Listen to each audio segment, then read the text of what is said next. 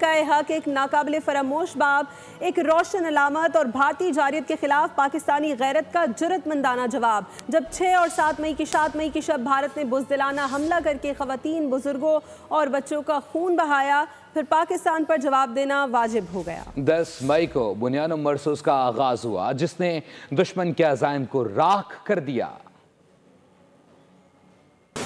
جب دشمن نے بزدلی دکھائی تب پاکستان نے غیرت، حکمت اور طاقت کا لوہا منوایا۔ 10 مئی 2025 آپریشن بنیان مرصوص یہ صرف ایک آپریشن نہیں تھا، حق اور باطل کا فیصلہ کن معرکہ تھا۔ نے 6 اور 7 مئی کی شب بزدلانہ حملہ کیا، نہتے شہریوں کا خون بہایا، خواتین، بچوں اور بزرگوں کو نشانہ بنایا۔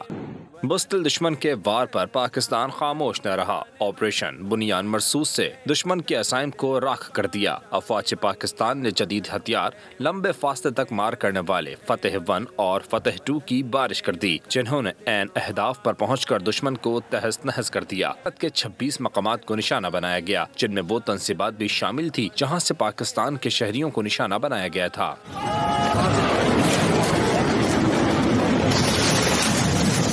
پاکستانی افواج کے فولادی واروں نے دشمن کے دل دہلا دیے۔ بھارتی فضائی اڈے، میزائل ذخیرے، دفاعی نظام، ریڈار اسٹیشنز اور انٹیلیجنس یونٹس سب کچھ تباہی کی تصویر بن گئے۔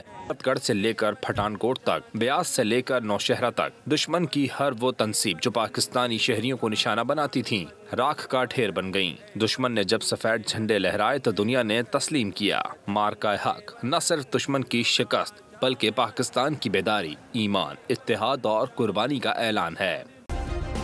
سبسکرائب کریں اور بیل دبائیں تاکہ کوئی خبر رہ نہ جائے۔